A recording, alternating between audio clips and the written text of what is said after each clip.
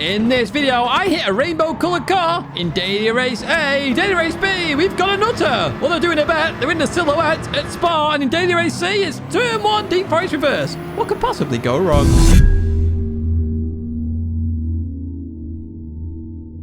Hello everyone, and welcome back to the Gran Turismo weekly race guide here in 2024, week 47, and finally we've got something different. As you can see in the background, you might be going, Tidge, it's group 4. No. It's front-wheel drive only, which does mean it's very touring car-esque, which I do like. Now we're at Laguna Seca, and we are doing 5 laps, like you can see in the background. It's a rolling start on racing medium tyres, and you can adjust the brake balance if you would like to adjust the brake balance, and of course BOP is on. Now, some of you don't like driving front-wheel drive cars. I understand that. I do like driving them. It brings a different kind of racing to Gran Turismo. But there are some timestamps there for you if you want to jump to Daily Race B or Daily Race C, respectively, which are both in Group 3, interestingly. But we'll get to them shortly. First up, Daily Race A then, at Laguna Seca. We've used this track 11 times. Now, technically, this car combo we haven't used before, but arguably, if you just count Group 4, we've used it 4 times. It's not in the top 10 used combos, and we last used it on the 17th of June in terms of the track. Rolling starts are annoying here, just because even with 12 cars, it's broken, and rubbing will happen just due to the understeer. Let's jump into this race then. Let's have a look exactly what happens, and I'll tell you a little bit of a guide in how to do this track a little bit better. Here we are then at the start of the first race. Shelty's chosen an RCZ. We've got TT in there, we've got Swift.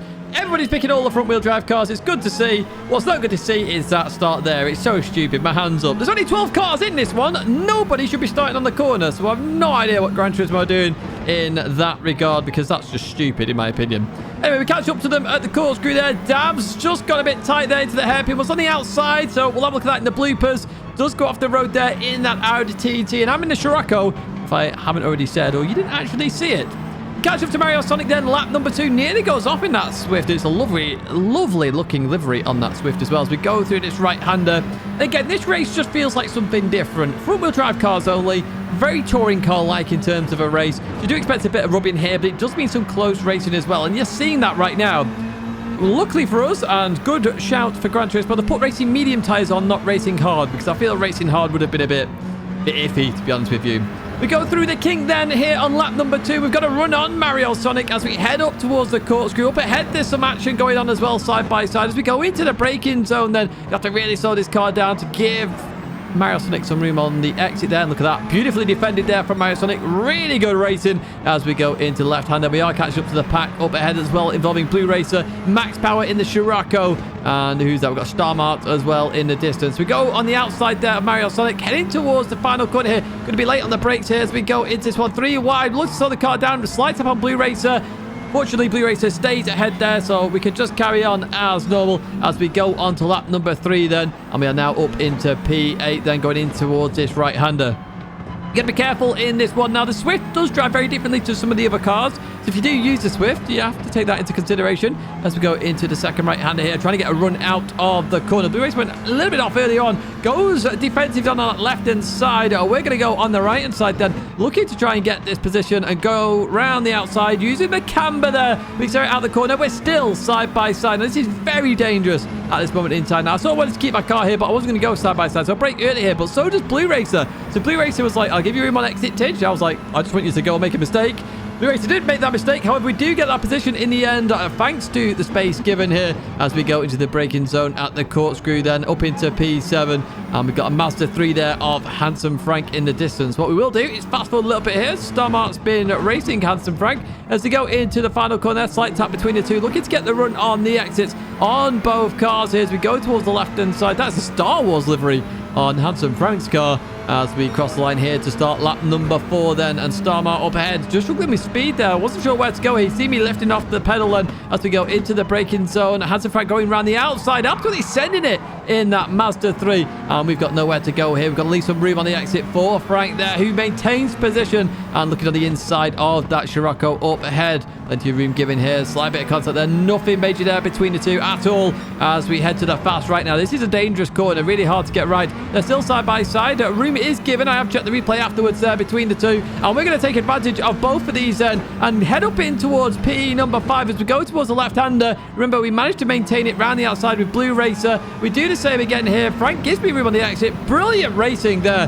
from the Star Wars liveried car as we head towards the kink then, and through we go. Now we do have a bit of a long distance go there. 2.8 seconds catch up to Norman. We do bring it down to under 0.2 of a second. Norman flashing the hazard there. Great job by yourself. Thumbs up from me there. Brilliant work. Kentish Gent P3, but Shelty in P1 in an RCZ. You don't see that very often, an RCZ winning a race. Our daily race score is a 6 out of 10. All the details of this scoring system is going to be left in a pinned comment down below. This might be a bit late sometimes. That's just due to me getting on with the next video for the week. Right, in terms of a lap guide then, we're going to head towards turn 1. Now, most of you have seen a Laguna Seca guide at least once on this channel. But on the right side there, we've got the 3 board. That is your brake marker for this left-hander. Now, with the front-wheel drive cars, you normally want to be on a higher gear on the exit.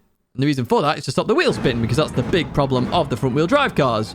So as you go into this corner, you want to short shift to 3rd gear mid-corner, and look at that on the exit. Absolutely not a problem. We're going to head over towards the left-hand side, and what we're looking for here is the 2, or where the sand goes into gravel. Now, you actually want to brake just after the 2, and just before that. Okay, so you got 2 markers on the left-hand side, and use that as what you're going to use to brake mark, obviously, and then we're going to turn in. Now, as we turn in, you may drop to 3rd gear, and then you may want to short shift to 4th gear again, as I do right there. Again, to reduce wheel spin, and you don't lose anything from doing that, but you do get a bit more turn in as you're in a lower gear.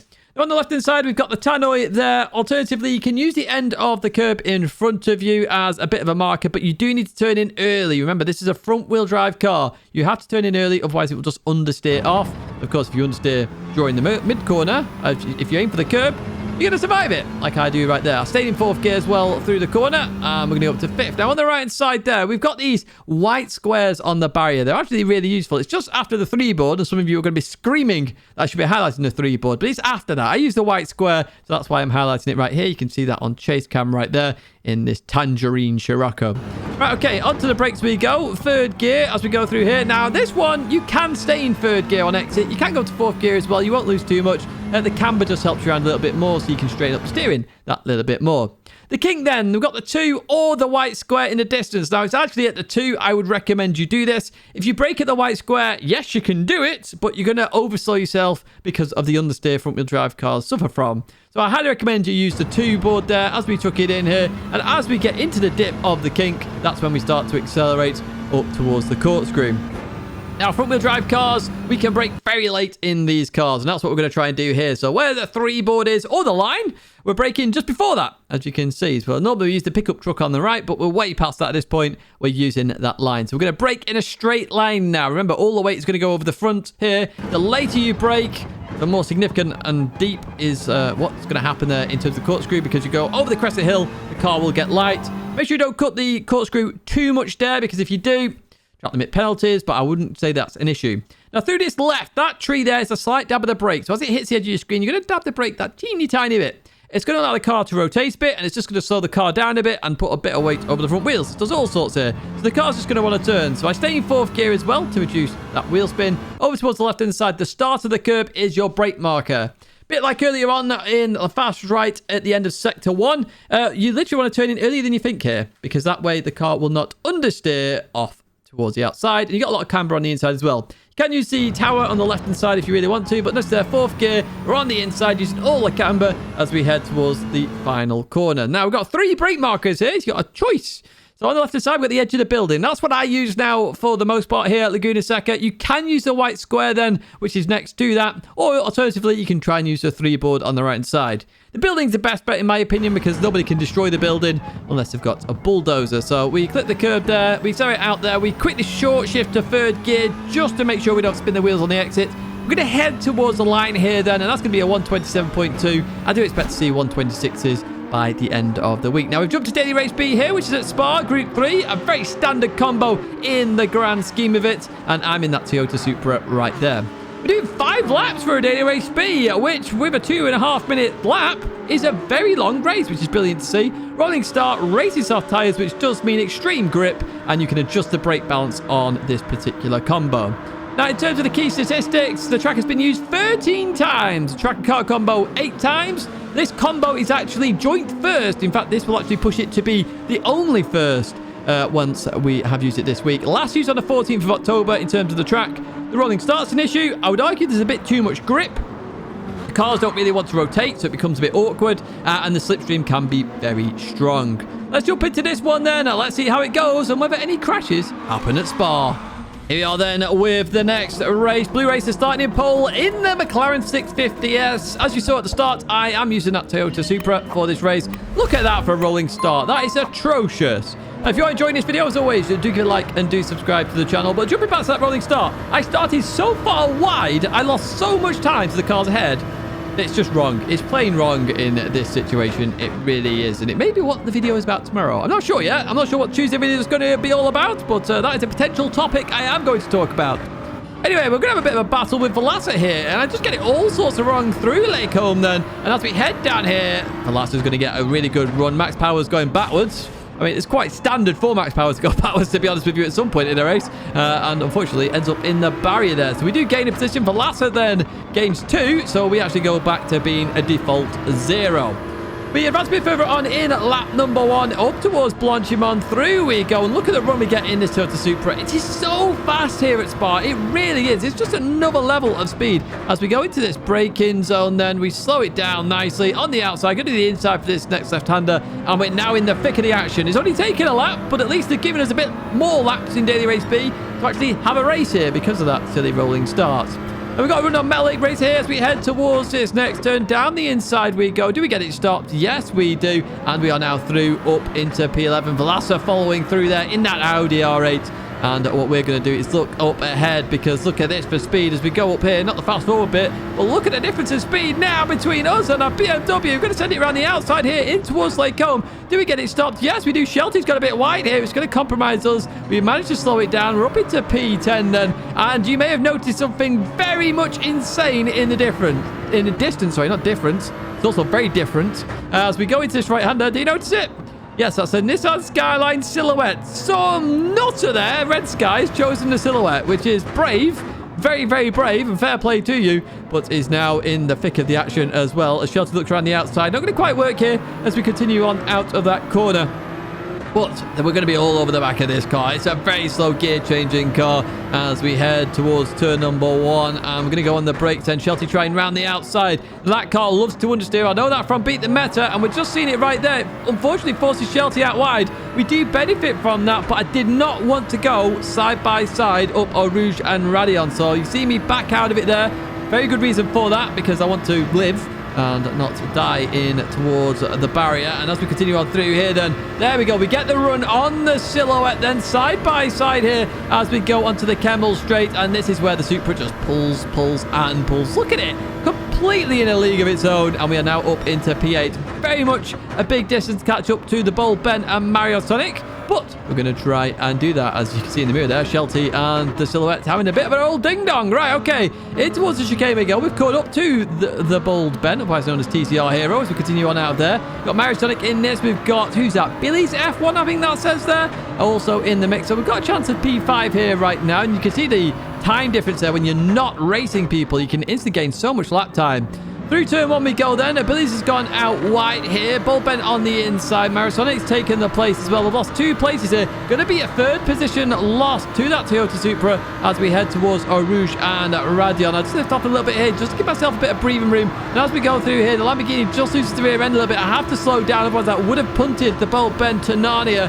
And so that has compromised me here. But look in that rear view. That Supra is flying very quickly. Then the Greek driver goes towards the right hand side here. I've got nowhere to go. I'll lift off there. Does not be involved in a 3 wide then. As we go towards Lakeholm, the Greek driver there just a bit aggressive there, sort of forcing Bold Ben off. That compromised myself and Shelty there through Lakeholm, and it's just caused us to sort of back off a little bit from this pack. In towards the next right-hander we go then. We're still in the thick of the action here. Mario Sonic still getting that P5 for now. I can't see P4, so looks like this is going to be the fight for P5 as we go into the left-hander and start to accelerate towards Puon. There will be a lap guide of the end of this race as always, so I will explain Spa a little bit more and in detail. Spa's more normally my kryptonite, where I usually do something wrong at some point, and lap time-wise, it's the one place I really could do with improving a little bit more. Right, here we go then. The race in action. The ball bend on my inside goes for the move on Billy's there. There's a bit of contact, so we're going to take both positions as ball bend looks to give that position back. There we go. So, you know, all fair there. He made a mistake and gave it back, and we gained 2 places. We'll take that. We've got a run on Mario Sonic here then. The slipstream showing its strength there as we go towards the left-hand side here. And we're going to be side by side for Blodgemont. No, we're not. We're through into P5. 5.7 seconds off P4 here, so quite a way as we go into the braking zone. I'm not sure whether Mario Sonic just flashed me there just to say come over. I apologize if you did. I missed that completely. Through the bus stop chicane we go then. We're about to start the final lap. Mario Sonic still all over my exhaust here as we begin this final lap, so we're going to have a bit of a big old ding-dong on this final lap. Of course we are, but a ding-dong in a good way, because it's a good racing battle. So through turn 1 we go then. We exit there, trying to break away very quickly, but Mario Sonic, I'd argue, has got the perfect gap here. Look at that space in that rear view. Really gets a good run here. Going to go towards the left-hand side on the Kemmel straight, and that is going to be Mario Sonic clean on through then. I'm looking to try and get back into the slipstream, maybe to try and overtake again if I can. So I'll sort of look on the inside, look for the braking marker. I can't really send it there. Notice how much time we've gained there. Even on this particular lap, it shows you how much the fighting does compromise you. But the good thing about this race, 5 laps. 5 laps means you can actually have a good race, you know. We always suffer with Daily Race B being too short, but this one, bang on the money. Absolutely bang on the money. Fair play to Gran Turismo for this one, because we're talking nearly a 12-minute race here as we go into this right-hander. And then the left all over the back of Mario Sonic then. So, I did the move at Blanchimon just before it last time, and that's my goal here. Notice how much I back out here. I'm trying to create the space. Trying to create that slingshot to use the slipstream. A really good tactic to use here if you can. The slipstream seems very strong, so if you can just get that, you know, bit of a gap, get that push towards them, as you're about to see here with Mario Sonic. That means I can go clean on by even before Blanchimon. Well, that's the plan at least. Mario Sonic goes towards the right-hand side. Probably knowing what's going to happen there. I'm preparing for the bus stop chicane to go for a move as we go on through then. And here we are back into P5 as we head towards the final braking zone here. Hard on the brakes then. I'm sort of in the middle of the road here, sort of saying, I know I want to keep this, but I do go a little bit deep here as we're going to the left-hander, and Mario Sonic nails the exit here then. As we head towards the line, it's going to be side by side. Going to be a bit close, this one, but I fortunately just keep that. I remain in P5, but a brilliant battle there with Mario Sonic and some of the other guys as well in that race. And once again, another 6 out of 10. They need the rolling start sorted on this. It'd be absolutely smashing. It's not a new combo, obviously. All the details are down below in terms of how I scored that particular race. As you head towards turn 1, then you can see my brake balance on the right-hand side as well, plus 5 BB. But on the left-hand side there, it's the 100 board. Okay, so the 100 board is your brake marker. In fact, it's just after that on the Racing Soft tyres. You have that much grip, you can absolutely send it into some of these corners, and the car will just grip. As we slow down here, we're in first gear. Now, on exits, the Toyota Supra still has to spin its wheels up a teeny tiny bit. So you may prefer some of the other cars which don't have that problem. But even so, you can sort of counteract it quite quickly. You're just going to have to be careful throughout the lap. A Rouge Radion, absolutely flat. Just make sure you clip the curb on the inside, and you can try and maintain 152 miles an hour. As we head towards Lake Holm then, we've got the curb here on the left-hand side. I brake just before I get to that in Group 3. Group 2, you brake at it. So obviously Group 3, you brake before it. We've got less downforce, less stopping power. And that's what we're doing right here in the Toyota Supra, or the GR Supra, or whatever the heck it's called nowadays in terms of the OP car. So we're staying in third gear. Highly recommend you do that. I did drop to second initially when I started doing this, but third gear is more stable. As we go towards the right, lift off there. Make sure you clip the curb and then accelerate through. You may suffer some wheel spin in mid-corner there, which will force a bit of a slide on. So if you are struggling, just do the on and off throttle thing. It'll stop the turbo spooling up quite so much, and you should have all the grip. The long right-hander here, we're braking once again just before the curb on the left-hand side. Now, this one you want to stay nice and tight if you can. Nice and tight. And as you come into here, downshift very late there. Notice there, I really delay the downshift. That's to settle the car. I found that the car just wanted to oversteer a little bit.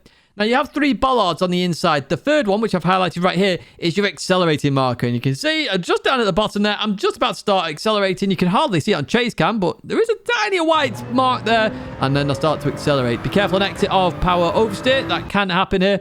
Now, we're looking for the break in the barrier on the right-hand side. Now, it's a very hard marker. I don't always use this. It depends on the situation. This time I was using it. You want to dab the brakes and chuck it in. And with the racing soft tires, you can just let the car grip and keep turning in. So just let the car do its own thing here. Notice what I do there. And once I click the curb, then I start accelerating. You can actually use some of the slippy exit as well. And that is still grippy on racing soft tires. So just keep that in mind. But it's still not the quickest way to do the lap. On the left-hand side for P1 then, we've got the 2 marshals there, or the end of the catch fence, or the dark grey to light grey. Lots of markers there all in one place. Literally use that as your brake marker. Now, the Supra, for some reason, likes to really just shut the rear end out in this corner. No idea why. So, make sure you clip the curb on the inside. Stay in 4th gear if you can. If you start to understeer, shift to 5th, and it should bring the car back a little bit. We're going to head towards the longer chicane now here at Spa, and I would use the gantry at the top if you're in the Toyota Supra. Now, if you're in something different that is potentially better at braking, not carrying as much speed, you may want to use the 50 board or the start-off curb in front of you. Either of these markers are really good here. You want to start off with a wide line and then bring the car in. I tried to maintain 80 miles an hour. Notice I just dropped below it, so I could have done that a little bit better. You can dab the brake on the left. I would advise just lifting for now, really getting used to the car. A dab of the brake can force understeer, so just keep that in mind. For this right-hander then, we've got the white square on the right, or the start the curb. Whichever one you want to use here, it's entirely your choice. Originally, I was actually dropping to 2nd gear, but I found actually staying in 3rd gear gives the car more stability, and it just powers out the exit anyway. So I highly recommend you do that. Stay in 3rd gear and just boot it. Absolutely boot it. On the right side then, the start of the curb is your turning marker. So as that hits the edge of your screen, turn in. Absolutely turn in. Try and keep full throttle. You can do this one flat. You really can do it flat. It's a little bit scary to do it flat, so some of you may fancy just lifting a teeny tiny bit just to allow to get round. And I see there, I lifted a little bit because I got scared as well, and I just wanted to get the lap done at this point. So we head towards Blanchimont, absolutely flat on racing soft tyres, no issues whatsoever. We're going to head towards our final braking zone then, where we're going to use our standard one here. So we've got the billboard on the right side. The start of that one can be your brake marker. Alternatively, you've got the 150 board on the left-hand side. So you can brake just after that leaves your screen on the left-hand side. Brake in a straight line, keeping towards the left-hand side to open up the chicane here. And I forgot I was going to call it a hairpin then. So I went a bit deep there. You want to really mount the curbs if you can to give you a better line for this one here. So I had to be a bit more careful. I did lose a little bit of time there at the chicane. We crossed the line though with a 14.499, and that is it for Daily Race C. And as you can see there, Daily Race B, we've got absolute carnage at turn 1, which is expected at Deep Forest Raceway in reverse. 14 laps, rolling start. The medium and hard tyres are both required with ×7 tyre wear, ×2 fuel, and you can adjust some of the tuning here. The suspension, the differential, and of course your usual brake balance. So I chose the BMW M6. Highly advise you don't choose that car. It's a bit of a nasty car to use here. In terms of this track, we've used it 6 times, 4 times this combo. It's not a top 10 used combo, believe it or not. It was last used on the 16th of September. Turn 1, lap 1, very dangerous. We've just seen that. It's very slippy. There feels like there is no grip whatsoever, and I highly advise you don't use the car I'm about to show you. If so, on the leaderboards, you will see I've used a Porsche since. I'm not using the Porsche lap today. I'm using the BMW lap, but let's see how we go all the same. It's the same markers that I use. Let's jump into this one, and let's have a look at some of the carnage. Here we are then at the start of the final race. Once again, another Group 3 race. We've got Huracan in pole there of Brown Banana. We're starting in P15 once again on a corner.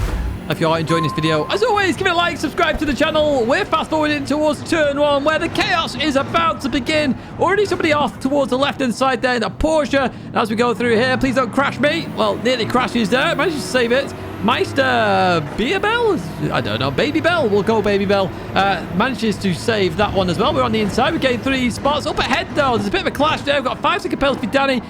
Bold Ben there has got it all sorts of wrong into the right-hander. Everybody's absolutely everywhere. And we gain, I have no idea how many positions. We also got pushed wide there by Baby Bell. And unfortunately, we are now back down to P10. So in the distance, Bold Ben has 5 seconds. Danny has 5 seconds. Absolute carnage. Baby Bell's gone way too deep there. And we are now up. Oh, well, there goes Bold Ben as well. We're up into P8. We started P15. We've gained 7 spots at the start of this one. And you're going to see that quite a lot this week in terms of this race. It's just very slippy. The cars do not want to stick at all in terms of the rear end as we continue on out of here. Now, I noticed that Adler was slowly catching me up in this particular race. So my assumption here was that they're on racing medium tyres. So I decided to race a bit smart here. I'll let them go down the inside because I'd already decided I was going to pit at the end of this lap. So I'm going to lift a little bit, let them go there. That way I can maintain a pretty decent pace. Yeah, it cost me a 10th or 2, but even so, we're still in the fight up ahead. And that's the goal here, to maintain pace where we can and really maximize our race. In the start of the race, where we're still at the start here, it's better to just play strategic here, let them go, and then come back at it later on in the race. Well, that's my opinion, at least here. We're coming to pits then in that BMW M6. Once again, do not pick this car. Pick a Porsche. Trust me, it's far better. We're going to change our tyres over to the racing medium tyres. In terms of tyre wear, what you are looking for here is around 4 or 5 laps on the hard and then go into the medium. If you are struggling with tyre wear, you may want to go to lap 6 on the hards. Just in terms of maximising that, there is a crossover there at lap 5 and lap 6 where they're both as equal as each other. So in that situation, it's your choice. The key thing for this one is avoiding the traffic. And now, I just showed you turn 1 there. You brake at your normal brake marker for turn 1. You should make it fine. But casualty, please don't crash me. You nearly crashed on turn 1, lap 1. Goes for a spin, then crashes on last turn, lap 6 there. So we do gain a spot there. I put my thumbs up because that actually helped me massively because I thought I was going to get held up by them there. So we catch up to Blue Racer, who has just come out the pits as well in that Mazda RX Vision car. Into the barrier, there you go then. So I was looking around the outside here. Very hard to nail this one. And Blue Racer carries on around the outside here. Actually going to get it there. Really well defended from Blue Racer. I was hoping to actually get by them there. So it's a bit frustrating from my part, but it's still good racing. You know, you've got to race at the end of the day. And I always say I love a good race, but I was hoping to get by there and really push on because this is where the medium tyre is going to be best for me. And I didn't actually maximize on that potential then. So in towards the right we go. Blue Racer just struggling a little bit here. We are seeing that from the rear end of that Mazda. It's all over the place right now. Maybe some suspension tuning will help that car. I don't know. I'm not particularly fond of it myself. As we head down here then side by side with Blue Racer. Going to go in towards the braking zone then side by side there. Blue Racer releases the brakes a little bit here, nails the apex and defends it wonderfully. It's the perfect release of brakes. It really was. A bit annoying for me again because I'm trying to get past as best as I can, but you can't beat a good defense like that. Really well played there, Blue Racer, as we go into the left-hander. Now, this pit is particularly difficult to overtake, so it is more line astern. You've not heard that saying in a while as we go into the next left-hander. Clip the curb on the inside, and we're going to continue on through there then. Now, where can we go here? See that we're just stuck behind Blue Racer. It is costing us some time here. We're going to have a look at lap times as well during this race as we head in towards the last corner. Blue Racer's taking a wide line again, so we're going to get on the inside here as we continue to get out of here. I have to leave some space on the exit, which is exactly what I do there. And Blue Racer maintains position for now then as we head towards the line. What lap time is this? It's another 27. We should be well in the 26s here. You can see Brown Banana's fastest lap there is a 26. I felt like a little bit of a late reaction to my move there, but it's all good, Blue Racer, as we continue on up here. It's early morning as well. This is the first daily race of the day. That is in Europe, by the way, folks, if you are unsure. Oh, Blue Racer nearly off there. Does Blue Racer catch it? Yes, wow. Well held there, Blue Racer. Really well held. I thought you were gonna there. As we continue on out of here then, we're still in this fight then as we go into the tunnel. Again, this is all compromising the fresh medium tyres that we had now as we cross here. Look at 2 tenths down on our hard fastest lap. So it is causing some significance here then as we go into the braking zone. We're going to absolutely send it down the inside then. We do get it stopped nice here. Blue Racer on the outside then as we continue on through there. We're going to head towards the fast right. Going to need to lift off a lot here. There we go. Beautiful. We make it finally up into P8 and we sprint away as fast as humanly possible there. Adler is in the pits now. And look at the lap time difference. 26.4 immediately when fresh air. So it shows you need to get out of traffic here. Some strategic play needs to be had there. And that contact between Bilson and Marisol just puts me off a little bit. Bilson waited up. Good sportsmanship there from the Porsche driver. As what we're going to do is head towards the end. And unfortunately, my tyres have just gone by that point. But even so, it's still a good race. I think this is a brilliant race. I really do. And overall, I've given it an 8 out of 10. There's a couple of things that, in my opinion, should change, but arguably a very good race. Very, very good race that everybody should give a bit of a try. What we're going to do now is show you a bit of a lap guide here of Deep Forest Raceway in reverse. Now, I've been doing it in the BMW. There will be a Porsche lap in the future because I don't think this BMW is the best car. However, all the markers are exactly the same. So the first one is the brake in the barrier on the right-hand side, okay? That is your lift-off marker or potentially drop a gear and tuck it left marker that you can do in some cars. I did that in the Porsche occasionally. But essentially, you want to get as far left as possible now for the hairpin. So notice that I'm lifting a little bit here. I'm using the 100 board there as the brake marker. You want to be as far left as possible. I'll say that again. far left as possible. You want to maximize the angle you can come at this corner. The tighter you go in, the worse you're going to exit this corner, and it's a long straight. So stay as far left as you can. That's exactly what I'm doing here. I then bring it in. We get a bit of rotation there. Really nice rotation, actually, on this particular lap. And we accelerate out here then. And now we can continue on towards the tunnel. And we head down towards the right-hander. It's a long straight that you really need to nail there. The first turn there. It's critical to nail it. So this right-hander then, the start of the curb is your brake marker. In the BMW M6, you've definitely got to brake at it. In the Porsche, I was braking just after I got to it, actually. I really could brake late in the Porsche on this particular combo. So that's what we're going to do here. We're hard on the brakes. And as we go to turn in, clip the curb, but be careful on throttle here. All cars oversteer due to the lack of grip. As we go to the fast right here, you're going to lift off a little bit there, lift off a little bit more. All you're doing there is trying to make sure the car gets round. Over towards the right-hand side. Don't cut it too much, okay? But we do have a blue sign and the end of the green there into the tunnel. That is your brake marker for the left-hander. And you can brake in a straight line. So you're going to brake in a straight line all the way to the next corner. You don't want to turn as you brake. Straight line it. Straight line brake, 100%. That's all you got to do here, and you will be fine. There we go. And then we start to release the brake as we get to this moment. Now, the end of the arrows there, the end of the arrows, last few arrows, that is your accelerating marker. When they're at the center of your screen, you can literally start to accelerate. You're all about bouncing the car as well due to the lack of grip. So especially in the BMW, you're going to see me modulating the throttle like crazy because otherwise it wants to spear you out. There we go. Look at that. As we continue out, still wants to spear me out there. Now, the end of the tunnel here, so we've got the white line for the sector line. We've also got the arm code change in there as well, or the end of the curb. That is your brake marker for this next left-hander. You really want to brake early for this and get the car turned in. The problem is if you turn in too early, it just unsettles the car completely. So it's one way you want to get in early, but not too early.